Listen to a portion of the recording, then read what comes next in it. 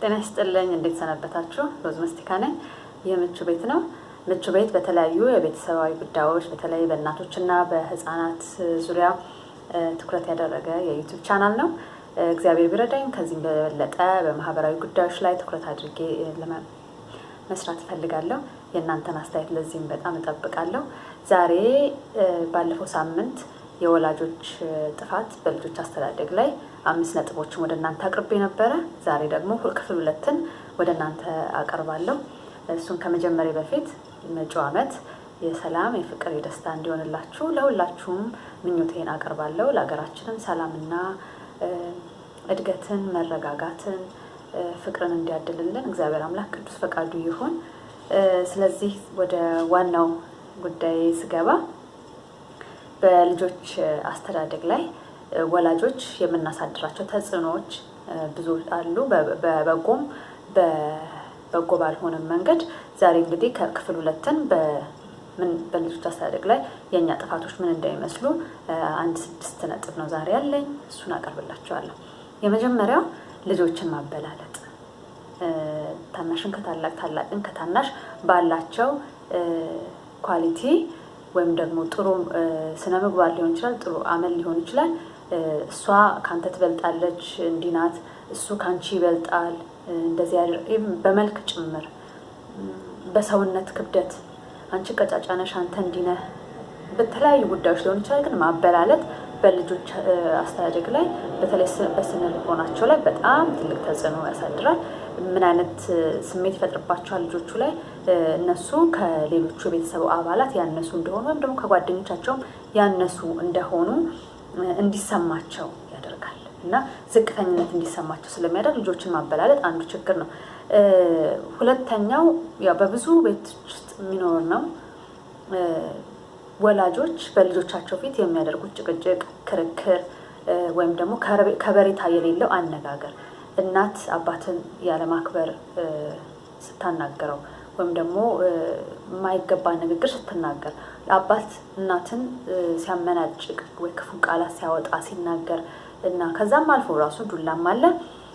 እንደዛ አይነት ነገር የሚያዩ ልጆች በጣም ከፍተኛ የሆነ የስነ ልቦና ተጽዕኖ ውስጥ የሚወድቅ ይሆናሉ። እነሱም አንደኛ ልጆቹ ራሳቸው እርስ በርስ እንዳይከባበሩ፣ ከዛም ሲቀጥል ደግሞ ወላጆቻቸውን እንዳያከብሩ፣ ገፍቶ ሲመጣ ደግሞ ማህበረሰቡ ጋር ሲቀላቀሉ ሲያድጉ ለማንኛውም ሰው ክብር እንዳይኖራቸው፣ ከሰዎች ጋር መልካም ግንኙነት እንዳይኖራቸው ያደርጋል። ይሄ ትልቁ አንዱ ጥፋታችን ነው ማለት ነው። ሶስተኛው ደግሞ የልጆቻችን ባህሪ በተለይ ደግሞ ጥሩ ያልሆኑት የምንላቸውን አመሎቻቸውን በሰው ፊት መግለጽ፣ እሱ ህፃኑ ባለበት ማለት ነው። እሱ እንደዚህ ረባሽ ነው፣ እንደዚህ ያደርጋል፣ እሷ እኮ እንዲህ ናት፣ ምግብ አትበላ፣ እሱ እኮ እንደዚህ ነው፣ እቃ ይወረውራል፣ ይደባደባል፣ ይሳደባል፣ ምራቅ ይታፋል፣ እንዲህ ያደርጋል እና በቃ ያላቸውን ነገሮች በሙሉ እንዲህ ነው፣ ይሄ እኮ ልጅ እንዲህ ነው እያልን ስንናገር በሀገራችን ተረት አለ፣ እንዲያው ስም ይወጣል ከቤት ይከተላል ጎረቤት ይባላል። እና ለልጆቻችን የምንሰጠው ነገር በሌሎች ጎረቤቶች፣ በዘመድ፣ በቤተሰብ አባላት ዘንድ ልጆቻችን እንዲፈረጁ እንዲህ ናቸው ተብለው እንዲወሰንባቸው ወይም ደግሞ ወደፊት ራሱ ባህሪያቸው የተቀየረ እንኳን ቢመጣ ማንም ያን የተቀየረውን ባህሪ ነው ሪኮግናይዝ የሚያደርግ አይኖርም። እሱ እኮ እንዲህ ነው፣ እሷ እኮ እንዲህ ነው፣ እንዲህ ናት በማለት ልጆቹን እንዲፈረጁ፣ ምናልባት ጠፋትም ሳያጠፋ ያው ያረባሽ የተባለ ልጅ እሱ እኮ ነው ተብሎ እንዲፈረድበት ሁሉ የሚያስደርግ አይነት ነገር ሊያመጣ የሚችል ነው እና የልጆቻችንን አመል በሌሎች ሰዎች ፊት በተለይ ልጆቹ ደግሞ እየሰሙ መግለጣችን አንዱ ችግር ነው ማለት ነው፣ አንዱ ጥፋታችን ነው። አራተኛው ደግሞ እንግዲህ ከዚሁ ከባህሪ ከአመል ጋር አሉታዊ ከሆኑ አመሎች ጋር በተያያዘ ልጆቻችን የራሳቸው የሆነ ሁሉም ልጅ የራሱ ድክመት የራሱ አሉታዊ ወይም ደግሞ በጎ ያልሆነ አመል ይኖራቸዋል። ለምሳሌ ምግብ የማይወዱ፣ ዝም ብለው ሙሉ ቀን የሚያለቅሱ፣ የሚጣሉ፣ የሚወራወሩ፣ የሚማቱ፣ በቃ ጨቅጫቆች የሚሆኑ ዝም ብሎ በቃ ምንም የሚል ልጅ አለ። አንዳንዴ በቃ ያለ ምንም ምክንያት የሚያለቅስ ልጅ አለ፣ ወይም ሲነጫነጭ የሚውል ልጅ አለ። ምግብ የሚመርጥ ወተት አልጠጣም፣ ጎመን አልበላም፣ ካሮት አልበላም፣ እንደዚህ አላረግም ምናምን። እነዚህን አይነት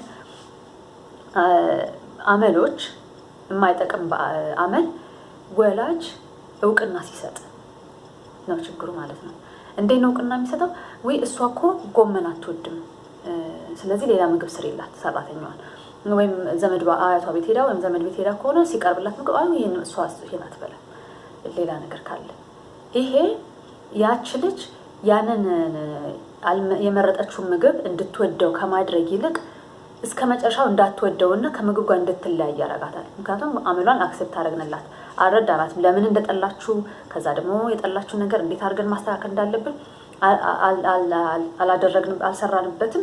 ይልቁኑ ባህሪዋን ተቀበል ነው እና ያድጋል። ይሄ ባህሪ ምግብ እንደመረጠች ትቀራለች ማለት ነው። የሚማታ ልጅ ወይም ደግሞ መጫወቻ የማያካፍል ልጅ ወይ እሱ መጫወቻውን ሲነኩበት አይወድም፣ አትንኩበት ይባላል። ከዛ ልጅም ደግሞ የሆነ ራስ ወዳድ እቃውን ሁሉ ሰብስቦ እኔ ብቻ። ይሄ ደግሞ ሲያድግ ይሄ አይነት ባህሪ ይዞ ከሰው ጋር መቀላቀል አይችልም፣ ከጓደኛ ማግኘት አይችልም፣ ከጓደኞቹ ጋር ላይስማማ ነው፣ ብዙ ችግር ይገጥመዋል። ለምንድን ነው መጫወቻ ማካፈል አለብህ እንዲህ ነው እያሉ እያስረዱ እያባበሉ ይሄንን አመሉን እንዲታው ከማድረግ ይልቅ እሱ እቃውን ሲነኩበት አይወድም ብለን አክሰፕት እናደርጋለን፣ እውቅና እንሰጠዋለን ማለት ነው። ለዚህ አሉታዊ ለሆነ ወይም በጎ ላልሆነ ባህሪ ይሄ አንዱ ጥፋታችን ነው። አምስተኛው ልጆቻችንን ስራ ለማሰራት ቤት ውስጥ ምንም አይነት ስራ እንዳይሰሩ። በቃ አንዳንዴ በጥሩም ሀሳብ ሊሆን ይችላል ልጆቹ ይብሉ፣ ይጠጡ፣ ይጫወቱ፣ ከዛ ትምህርት ቤት የሚሄዱ ልጆች ከሆኑ ደግሞ የቤት ስራቸውን ይስሩ፣ ያንብቡ፣ ከዛ ይተኙ። በቃ ይሄ ነው የልጅ ስራ። የምን ቤት መጥረግ ነው፣ የምን እቃ ማንሳት ነው፣ የምን ጫማ ማንሳት ነው፣ ምንም ነገር እንዳታደርግ ይባላል። ይሄ ባህሪ እያደገ ሲመጣ ያ ልጅ ሲጎረምስ፣ ያቺ ልጅ ስትጎረምስ እግሯን ሰቅላ ራት አምጡልኝ፣ ሻይ አፍሉልኝ፣ ውሃ ስጡኝ፣ ካልሴት አለ፣ ሸሚዜት አለ፣ ቀሚሴት አለ የሚሉ ልጆች ይሆናሉ። ከዛ ከፍ ሲል ደግሞ ሲያድጉ ደግሞ ስራ ቦታ ብዙ ችግር ይገጥማቸዋል። እራሳቸው አስበው የማይሰሩ ሰው እስኪያዛቸው ድረስ እስኪጎተጎቱ ድረስ የሚጠብቁ ይሆናሉ ማለት ነው። ጠባቂ በቃ ምንም ክሬቲቭ የማይሆኑ ልጅ ነው የሚሆኑት። ቤት ውስጥ ስራ የሚሰራ ልጅ ግን የትም ቦታ በራስ የመተማመን መንፈስ ያለው፣ የትም ቦታ ሄዶ ምንም አይነት ነገር ውስጥ ቢገባ ሰርቫይቭ የሚያደርግ ፊት የሚያደርግ ልጅ ይሆናል ማለት ነው። ይሄን እንዴት ነው ማድረግ የምንችለው? ከዚህ ጋር ተያዘ አንድ ሌላ ቪዲዮ እያዘጋጀው ነው። እሱን እስክለቅላችሁ ድረስ ግን ከ2 ዓመት ጀምሮ ልጆችን ስራ ማለማመድ ይቻላል። መጫወቻቸውን ከመሰብሰብ ጀምሮ፣ የሚጠጡበትን ኩባያ ከማንሳት ጀምሮ፣ ልብሳቸውን ሲቀይሩ የቆሻሻውን ልብስ አንስተው የቆሻሻ ባስኬት ውስጥ ከማስገባት ጀምሮ በ2 ዓመታቸው ጀምሮ ስራ ማለማመድ እንችላለን ማለት ነው። አይ ሰራተኛ እያለ ሰራተኛ ይስራለት፣ እኔ እያለሁ ማስ ልጄ ለምን በቃ ልጃችን ይወደን ነው መስሎን ማለት ነው፣ ወይም የጠቀምነው መስሎን እንዲህ አይነት ነገሮች እናደርጋለን። እና ይሄ በጣም ሌላው የሚጎዳቸው በጣም በትልቁ የሚጎዳቸው ባህሪ ነው ማለት ነው፣ የኛ ጥፋት ነው ማለት ነው። 6ኛውና የመጨረሻው ብዙ ጊዜ ልጆቻችን እውነቱ የኔ ልጅ ለኔ ብርቅ ነው፣ ልዩ ነው፣ ከማንም ልጅ ጋር አይወዳደር ማለት የቴም ልጅ፣ ወንድሜም ልጅ፣ ጓደኛዬም ልጅ፣ እናንተም ልጅ ለየራሳችሁ ልጆቻችን ለየራሳቸው ብርቆችና ልዮች ናቸው። የኔ ልጅ ለሌላ ሰው ግን ምንም አይደለም። ከ2ኛና 3ኛ ነው ሊሆን ይችላል፣ ከልጆቹ ቀጥሎ ከዘመዶቹ ልጆች ቀጥሎ ምናምን ነው የሚመጣው አይደል? ግን ለየራሳችን ግን ልዮች ናቸው። ይሄ ነገር በልኩ ካላረግነው ማለት ነው ለልጆቻችን የምንሰጠው ፍቅር፣ እንክብካቤ ልኩን ሲያልፍ በጣም የበዛ እንክብካቤ፣ በጣም የበዛ ፍቅር፣ በጣም የበዛ በቃ ምንም አይንካሽ ተብሎ የምናደርግላቸው እንክብካቤ ነገር በጣም ትልቅ ችግር ይፈጥርባቸዋል። እኔ ይሄን ከምን የተነሳ መሰላችሁ ምላችሁ አንዲት ጓደኛዬ ምናልባት እያዳመጠችው ከሆነ ያው ታውቀዋለች የሷ ጉዳይ እንደሆነ መጀመሪያ ልጇን እንደወለደች በቤተሰብ ውስጥ ልጅ ስትወልድ እሷ መጀመሪያዋ ነበርችና ልጁ በጣም ብርቅ ነው። በቃ አያት፣ አክስት፣ አጎት፣ ዘመድ ሁሉ የሚቀባበለው ልጅ በቃ ንጉስ ሲመጣ ሁሉ ተብሎ የሚጨበጨብለት 10 ጊዜ የሚሳም በቃ እያገላበጡ በቃኝ እስኪል ድረስ የሚሳም አይነት ልጅ ነው። ከዛ አንድ ጊዜ የልደት ተጠርቶ ሰው ቤት ሄደ እና እዛ ሰው ቤት ሲገባ ሰው ሞልቷል፣ ልጆች ሞልቷል፣ እንግዳው ሁሉ በቃ ቤቱ ሞልቷል። እሱ ሲገባ መግባቱን የሚያየው ሰው የለም። ስንት አመቱ መሰላችሁ? ያኔ 4 ዓመት 5 ዓመት አካባቢ ነው መስለኛል ካልተሳሳትኩኝ። እና ሲገባ ማንም ሰው ቦታ ሰጥቶት ያየው የለም። ይጠብቅ የለም እንዴ መሀል ላይ ቆመና እኔ እኮ ነኝ አላያችሁኝም እንዴ አለ። እኔ እንዴት እንዳዘንኩ ልነግራችኋለሁ። ይሄ ልጅ በየቤተሰቡ በየአክስት አጎቱ አያቱ ጋር ሲሄድ እናቱ አባቱ የሚሰጡት ፍቅር በጣም እጅግ የበዛ ስለሆነ ሁሉ ሰው እንደዛ የሚወደው መስሎታል። በቃ እንደዛም ሲሉ ካካካ ተብሎ ተሰቆ እንትን ያለውም የለም፣ ትሪት ያደረገውም የለም እንደዚህ እኮ ነው ምናምን ብሎ የነገረውም የለም። ተሳቀ። ለነገሩ ድንገት እንትን ሊያስቅ ይችላል፣ ግን በደንብ ካሰብንበት የሚያሳዝን ነገር ነው። ይሄ ልጅ በጣም ነው የሚጎዳው። ምክንያቱም እንደዚህ አይነት እንክብካቤ የበዛባቸው ልጆች ከቤታቸው ሲወጡ ትምህርት ቤት አስተማሪዋ እንድትወዳቸው ይፈልጋሉ። ሁሉም ጓደኞቻቸው እንዲወዷቸው ይፈልጋሉ። እነሱ የሚፈልጉት ነገር እንዲደረግላቸው ይፈልጋሉ፣ ይጠብቃሉ። ደግሞ ይሄ ነገር እኔ የምፈልገው ስለሆነ ይደረግልኝ፣ ለእኔ ቅድሚያ ይሰጠኝ፣ እንዴት ነው በፍቅር አይን ማታይ፣ እንዴት ነው የምትቆጣኝ? በጣም ከባድ የሆነ የስነ ልቦና ችግር ይገጥማቸዋል ልጆቹ ያንን ከቤታቸው የለመዱት ነገር ባለማግኘታቸው ማለት ነው። ስለዚህ ልጆቻችን ስናሳድግ የሚሆነውን ስለማናውቅ ሁል ጊዜ በልኩ እና በአግባቡ ፍቅራችንን በልኩ እንክብካቤያችንን በልኩ መቆጣት ካለብን እየተቆጣን ማባበል ካለብን እያባበል በአግባቡና በልኩ ስናሳድጋቸው ከኛም ተለይተው መውጣት ሲጀምሩ የትም ቦታ ላይ በቀላሉ የሚግባቡ የሚቀላቀሉ ሆነው በሰላም መኖር ይችላሉ ማለት ነው። ለዛሬ ይሄንን ነው ያቀረብኩላችሁ።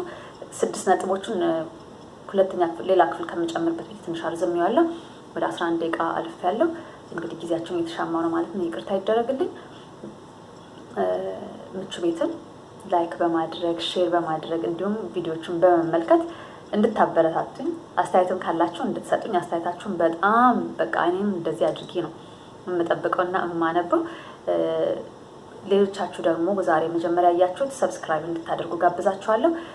የደውል ምልክቱንም በመጫን በየትኛውም ጊዜ ቪዲዮ በጫንኩ ቁጥር መልእክት እንዲመጣላችሁ ያደርጋል ማለት ነው። ላልሰሙ ላላዩ ጓደኞቻችሁ ብታካፍሉልኝ ደስ ይለኛል። በድጋሚ መልካም አዲስ ዓመት፣ መልካም ሁሉ ከነቤተሰቦቻችሁ መልካም ሁሉ እንዲገጥማችሁ እመኛለሁ። ደህና ሁኑ።